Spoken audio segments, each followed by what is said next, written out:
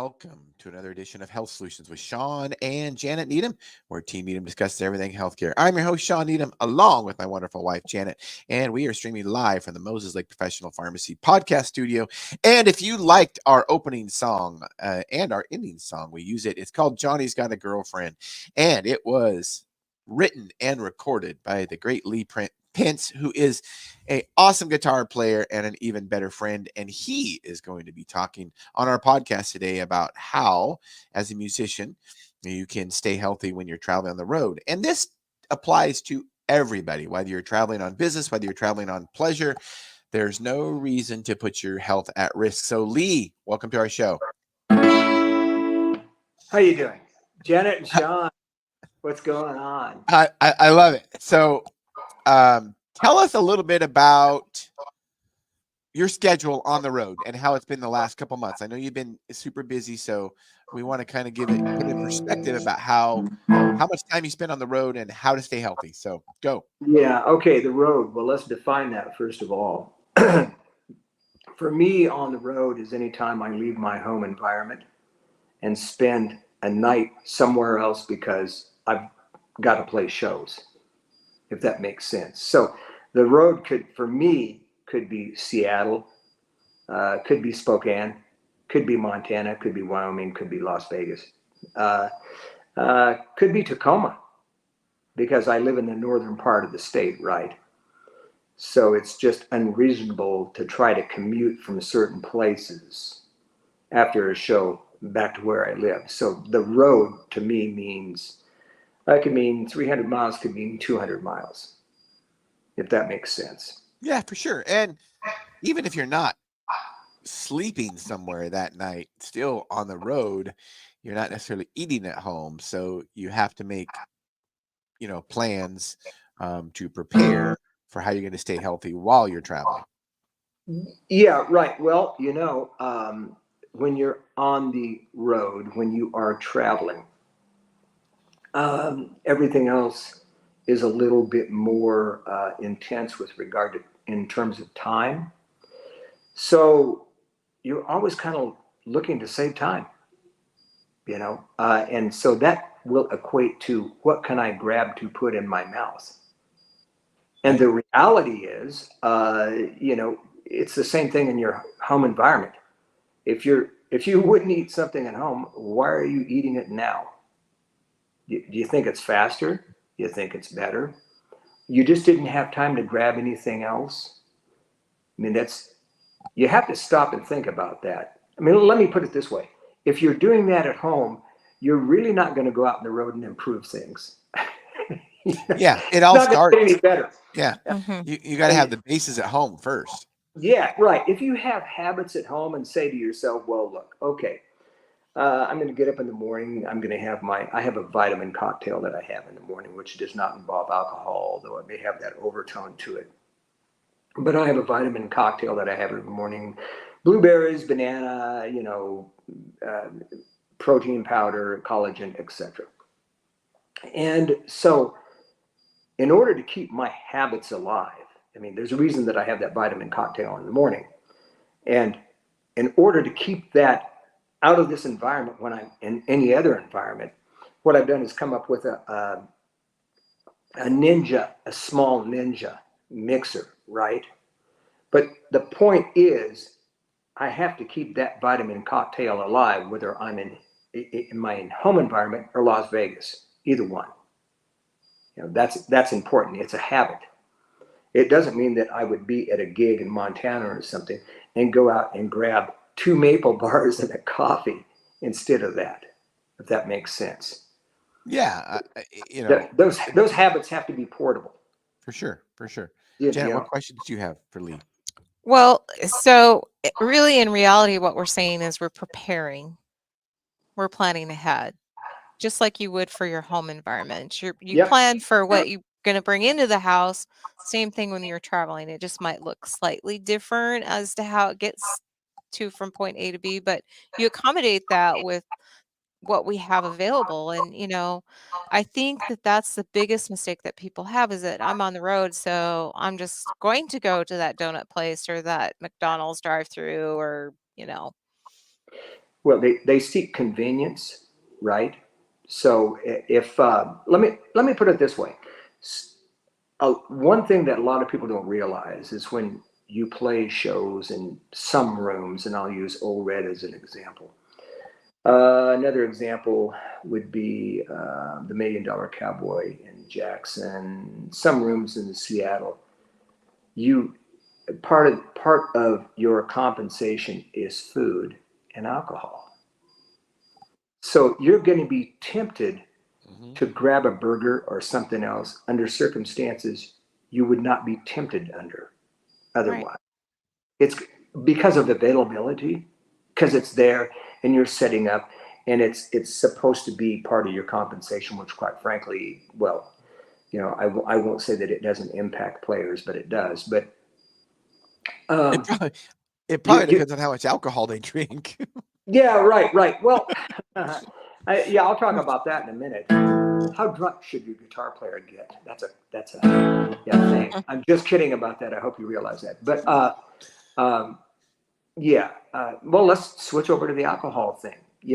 So here you are in an environment, and quite frankly, if you have a drink, and go on stage, nobody's going to complain, right? No, I mean, what other occupation or profession could you be in where you can drink pretty much, when you want, and nothing's really going to happen? You know what I mean? If somebody came to your farm, if one of your employees walked through the door and said to you, well, I just had a morning cocktail. It really wasn't that much. How much could you put up with that? Well, you couldn't. So musicians fall into this trap, this kind of thing where alcohol becomes part of the rhythm, right? So here's how I've looked at it recently. How much of your potential do you want to realize? 100, 90, 80, 70? And if you want to reach your full potential with what you're doing, particularly anything, do you want to limit your exposure to alcohol? Not that it's a bad thing. I mean, I doubt that there's a whole lot of folks that like an IPA more than me. But how much does it get in your way? How much of your full potential do you want to realize? Because if it's only 80%, then as a musician and not an artist, somebody who's at artist level, meaning the lead singer or the entertainer, they're doing a different thing. Me, I'm coming in and I've got to be responsible for playing particular parts a particular way, in time, in tune, when I'm supposed to, right? It's a different gig. So to realize 100% of my potential, I don't really want anything in the way. I don't want 80% or 75%. And I know that if I have a beer or two, I'm going to fall down to the 80% level. So it's a trade-off. As a musician, how much, as a guitar player, you're using motor skills and you've got to be able to think your way through songs. How much of your potential do you want to realize? Are you okay with 80%? Because there's going to be people that are not okay with 80%. They want 100. And that's who you're going to compete with. So what's it going to take to get there? And in a lot of cases, my case, I have to move alcohol out of the picture to get there. And it's, it's something as being on the road or being a musician, and I suppose being anything else when you're on the road, right? You're on the road a lot and you know that. In fact, you're involved in a strenuous sport on the road. How much alcohol can you consume and still achieve 100%? Well, I mean, the answer to that would be zero. Right. I mean, honestly, and it's not to say that, I might not have an occasional drink, but honestly, it definitely doesn't help you realize your performance goals. That's for sure. Right. Well, I don't know. Maybe you know the answer to this question. How reduced are your motor skills if you drink an IPA that has that is at 7 point ABV? Well, if you're talking about me personally, I would never ever get on a mountain bike and go down a hill after drinking any alcohol. And I've seen people do it, and it is your reactions, especially when you're downhill racing. you have milliseconds to react to something that could potentially hurt you very bad, potentially kill you. And I want 100% of my reflexes. I don't want them to impair me at all. And yes, will one drink impair my reflexes? Absolutely. Now, everybody's tolerance is a little bit different. Somebody that drinks a lot more alcohol, their tolerance would be a little bit different. But alcohol affects your CNS, your central nervous system, in any amount. So why would you potentially risk that when you're doing something that requires, intense motor skills? Right. Yeah. Well, I mean, that's my point. You're not going to perform at the 100% level. If you have to make a decision, and it may seem, it might not seem to matter, but if you're in a performance environment as a musician and you're listening closely to the other instruments around you, and let's just take something really simple. If you land on a D chord, are you going to play, or are you going to play, or are you going to play? That's going to happen in a split second. Right. Mm-hmm. Yeah. And alcohol is not going to help that. And it's going to matter because what you're really producing is not only show, you're producing sound along with it. And a lot of people, they don't realize why they like the sound of something. They just know they do. Right. And so that's kind of the gig, is making something that sounds really good. So you're going to have to pay attention to what's going on around you. You're an ensemble. It's proact, react. Support the singer. Many times you're going to have to pay attention to that. And if I know myself, if I have had an IPA or two, and that split second comes along, I'm just satisfied with that instead of maybe that or that or that or that. You know what I mean? I can get by with that. But this may have sounded a lot better. And it does matter. It really does matter. So, yeah, the alcohol thing, it's just you spend your environment in it. If you can just, there are plenty of videos. I've seen several lately about one particular Nashville guitar player who talks about this a lot, the quote unquote dark side of Nashville and getting caught up in the, let's grab a couple beers and play a couple guitars thing. It's really easy to get caught up in. But if you can, go ahead. If you can get to the other side and think, well, now wait a minute. What are we supposed to be doing here? Well, we're supporting the singer. We're supposed to be an ensemble, and we're supposed to deliver not only from an entertainment perspective, but we're delivering sound.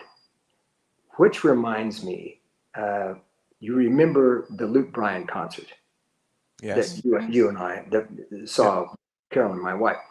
So Luke Bryan came out, and he's got a red Solo cup, of course, and he told us he was sick that night, but the show was going to go forward. And then he claimed that he had tequila in the cup. You remember that? Mm-hmm. Now, he was going to drink some tequila during the show. I don't know what was in the cup. It may be tequila, but you didn't see any of the other guys on stage drinking anything, did you? Mm-mm. No. I mean, they're paying attention to. Unfortunately, alcohol gets wrapped around all kinds of entertainment. I will say, recreation wise for mountain biking. And when I first got into mountain biking, I was surprised the number of guys that would go ride. And, here's a sport that's supposed to keep you healthy and supposed to keep you fit. And the first thing they would do after they'd ride is they'd start drinking beer. And it's like, that's just kind of counterproductive. It sounds counterproductive to me.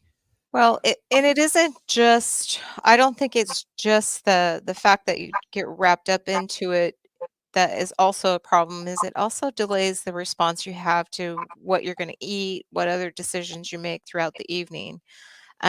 Because, I had 2, maybe 3 now I'm hungry. And then, so your whole diet gets thrown. Yeah. Well, you're sitting probably at a bar, right? So what's Right. going to, well, you have 2 drinks, maybe 3. Now you're hungry. Well, let's see what they have on the menu. Well, you're in a bar. What do you think they have on the menu? Yeah, Exactly. fried food. So, yeah. Then you get caught up in that trap of eating something you ordinarily would never eat at a time you would never eat it. Right. Right. Well, and that's another thing where you can try to prevent yourself from doing that by not getting started in the first place, or don't go to places where you can indulge like that. Here's another example, kind of on topic, but switching gears a little bit, is that I know I got to tell myself, you pay for a hotel, and one of the things is they give you free breakfast. Well, that Oh, yeah. doesn't give you the right to eat two waffles and 5 pieces of bacon and yogurt and oatmeal, but you want to get your money's worth, right? It's kind of like you're talking about the compensation from the artist with the alcohol and food. Some people, and I could see myself getting caught up in, it's like, well, I got to take advantage of this because it's free. And that's part of the problem, is that we're just so overfed in America. We have so much access to food. You just have to say no. There's going to be, and it's ingrained in us, in our brains, we're wired to do that to survive, because we think we're not going to, back 1,000 years ago, it's like, well, when are we going to have our next meal? Well, now all of us do not have to worry about when we're going to eat food again. I mean, let's face it. That's why there's an epidemic of obesity in America. So, just mind you that missing a few meals doesn't mean you're going to starve to death. There's going to be food some other time. Yeah. Yeah, you really hit on something. The breakfast bar, just because it's there does not mean you have to go absorb everything on the menu. Right.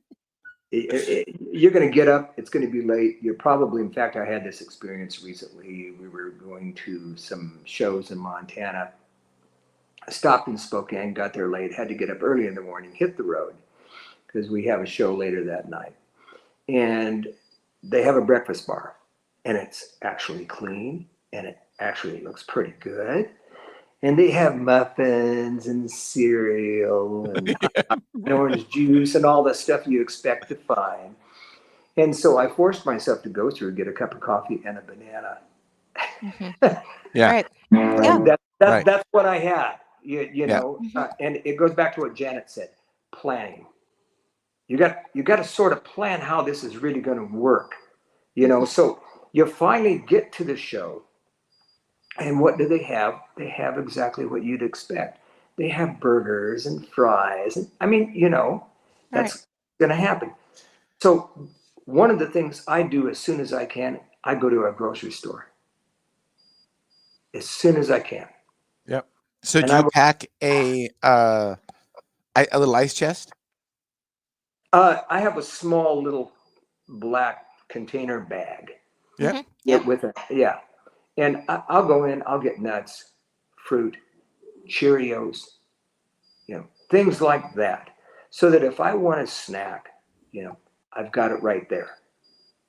And then the rule is, if I don't bring it with me, I don't eat it. Because I know where it's at, and I'll wait. If that makes sense. If I go to the gig and they're pushing, who knows, whatever. And I'm not saying that the food is necessarily bad. In fact, some of these shows I play at, the food is just great.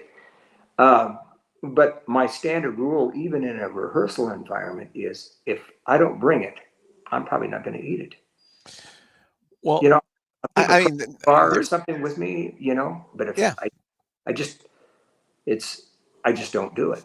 Yeah, and that's kind of what it takes with me if I'm going to stay, on point, and if I follow the plan.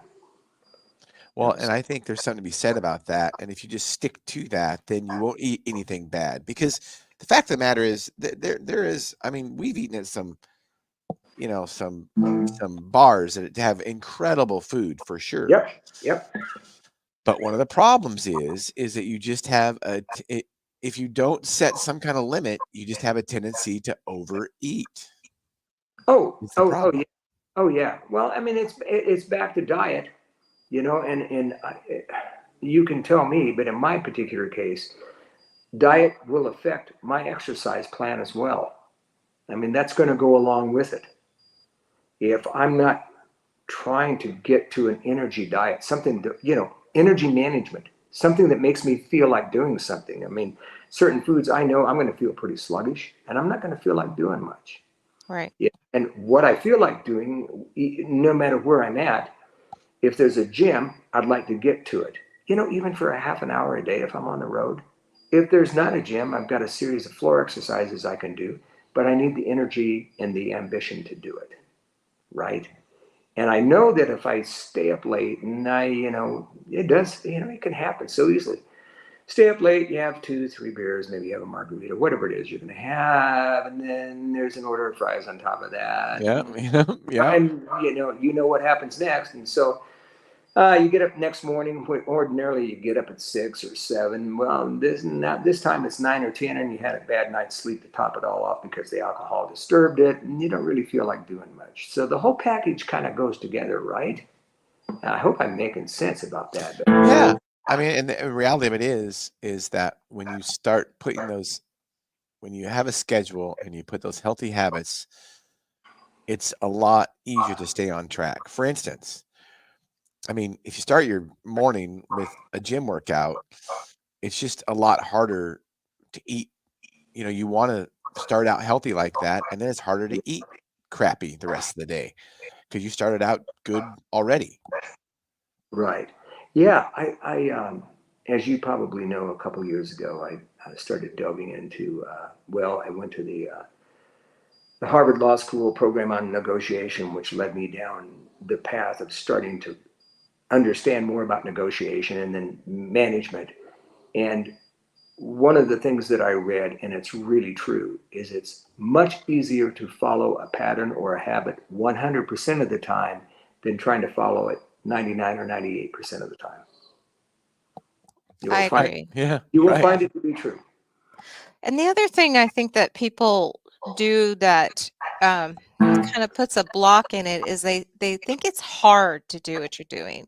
I think it's hard, but I think it's harder not to follow the plan, right? I mean, at the end of the day, it's harder not to follow the plan. Yeah, I agree. Once it becomes a habit, and once it kind of builds in and once you're comfortable with it, you start becoming uncomfortable with anything else. Right. It may be a thrill to break that habit, but you have to think about it in terms of, exactly that. You want 100% of your potential realized, or do you just want 90, or do you just want 80? I mean, you might be happy with 80. 80 is where exactly going to be right for you. And if it's 80% of your potential, then maybe you try to slide into your good habits 80% of the time, although it's going to cost you a lot more than just 20% in terms of the bad habits. But if you're trying to realize your potential and you're trying to get somewhere, then you're going to do it 100% of the time. And it's going to get easier as you do it. Well, and as you start feeling better, you realize when you break that. Yeah. When you break that good habit, the consequences of it. So then you got to pay for it, and then you got to start all over, and that's not always fun.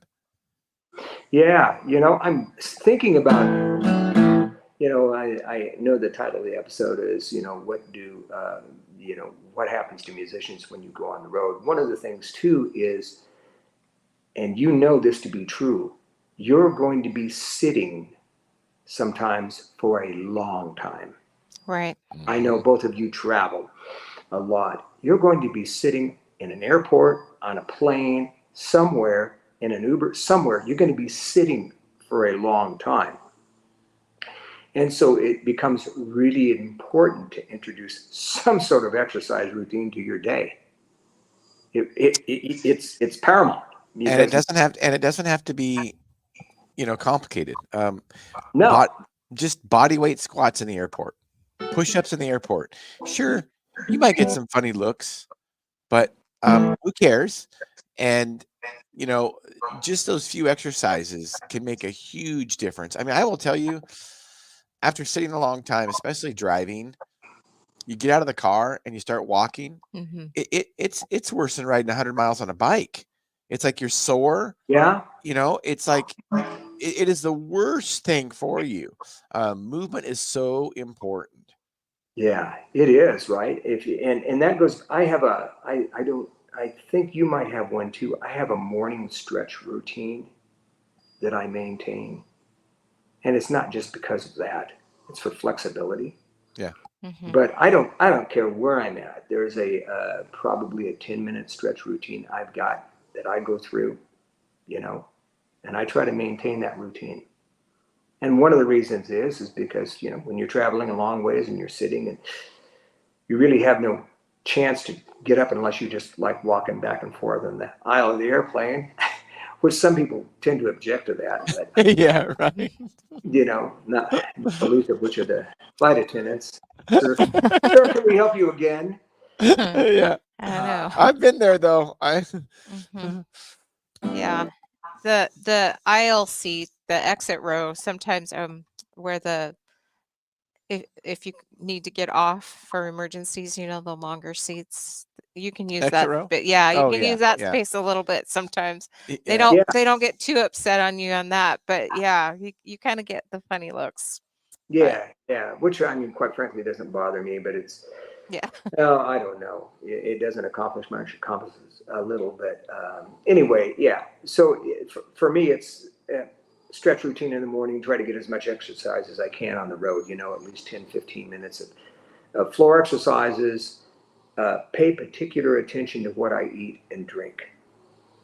You know, because again, if I've got in my environment, it's easy because it's my environment, right? Now I'm going to have to take those same habits and those same traditions and anything else outside of my environment, and I'm going to have to put all of that on the road. You know, so it doesn't mean that when I'm not here or in my home environment, it's just kind of free for all. I can do what I want and expect no result, right? There's going to be a result if I do that, if I break those habits. And it's going to take me just a little bit longer to climb back up where I was than I thought. So again, that goes back to I try to follow 100% of the time, those habits. And if I want to realize 100% of my potential, instead of just 90, I'm going to have to follow them 100% of the time. And what about sleep? Oh yeah, sleep is huge, right? Well, I mean, you learn to try to sleep on a plane. I'm not too successful with that. Yeah. I can sleep in a car. I cannot sleep on a plane. And, you know, there's going to be a strange, a strange bed. It's going to be a mattress. It could be a good one, could be a bad one, you know. Yeah. But one of the things, and it sounds odd, is if I have room, and most of the time I do, I bring my own pillow. No kidding. A pillow can make a difference. When you go to a hotel that has small pillows, nothing works. Or they're too large, or they're not yours, or whatever. Yeah, they're just not yours, right? I'm glad you brought this up. Sleep is a huge issue. You know, it's a huge issue. It goes along with the whole program, right? Yeah, I think sleep trumps food and exercise. You think so? Sleep. Yeah, I do, because we will die without sleep before we'll die without food. Yeah. And we don't have to exercise to stay alive. So, but we got to sleep to stay alive. So I think sleep trumps them all. So yeah. What about electrolytes? Do you use electrolytes at all when you're hydrating? Not a lot, but I drink a lot of water. Yeah. I'm very conscious of that now. It does matter. Yeah. Oh, for sure. It does matter. Particularly matters if you start drinking alcohol. Really matters then, but it matters otherwise. You know, it matters otherwise. Yeah, alcohol inhibits vasopressin, which is a diuretic. So alcohol will dehydrate you.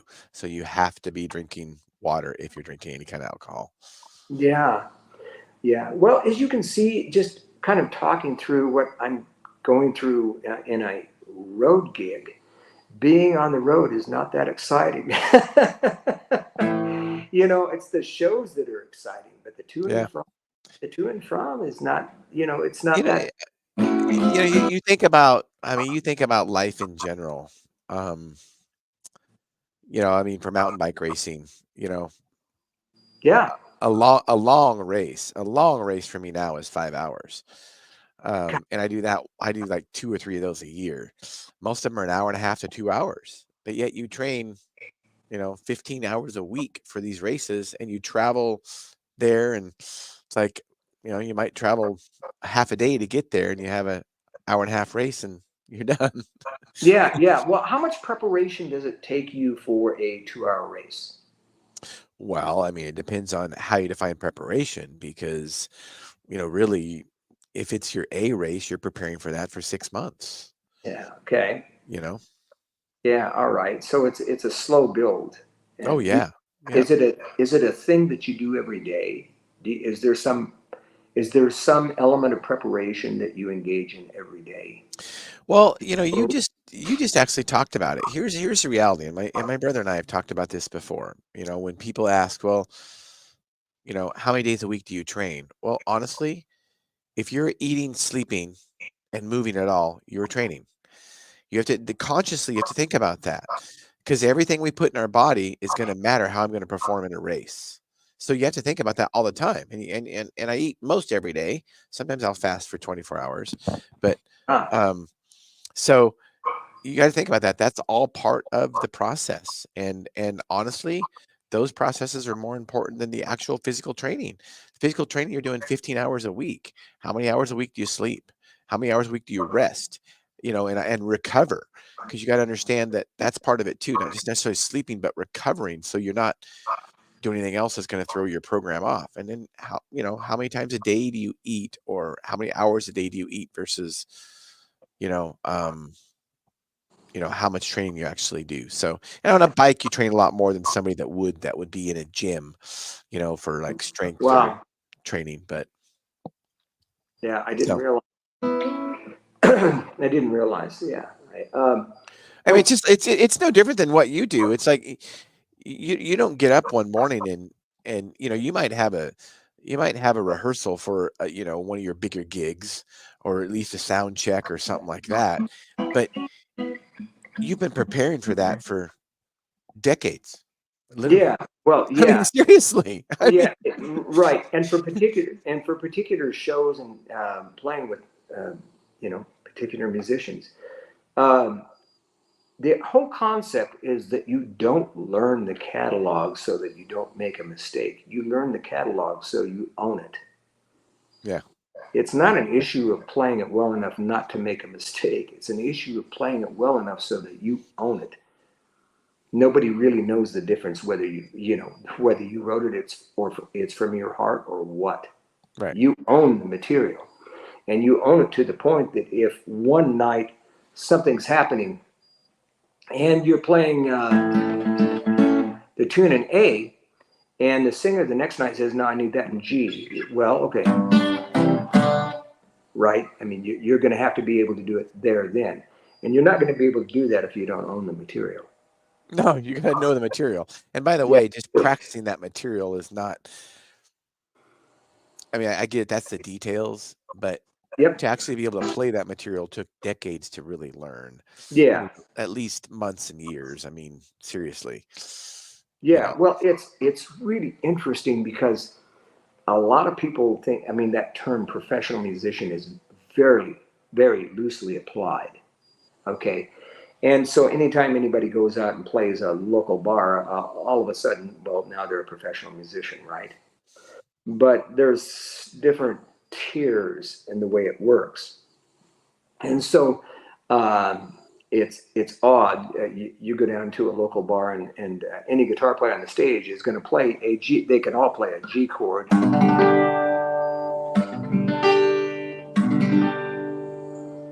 But when you start getting to a level where you're recording a lot and playing with a lot of different people, and it does matter exactly what you sound like, you're going to play that G chord very differently from the guy who's playing down the street at a bar.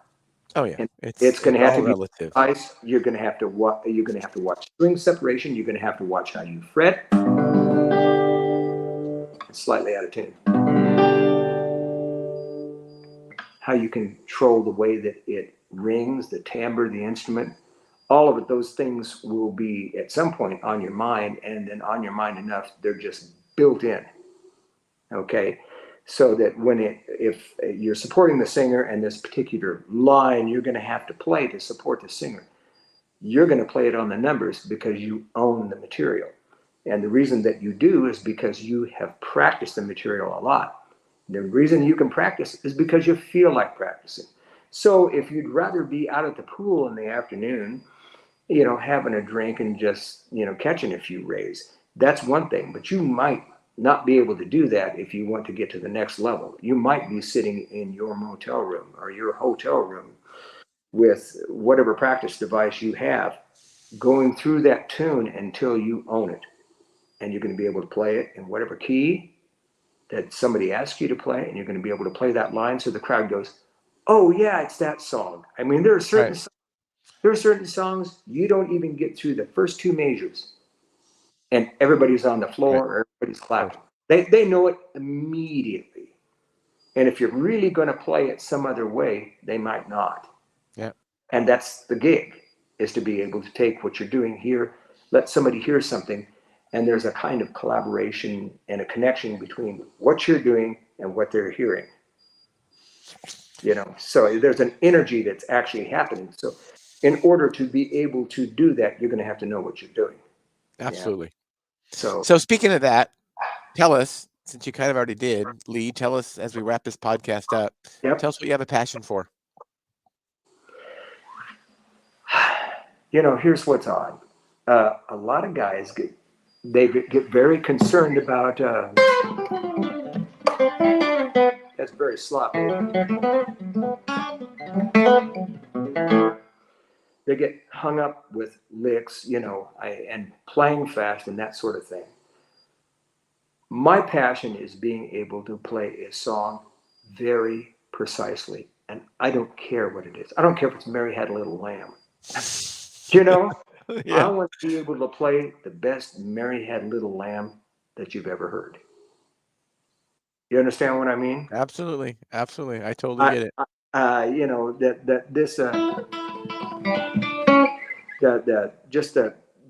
The chop or the flash aspect of music, or a lot of guys feel like it's a guitar competition, pyrotechniques and whatever.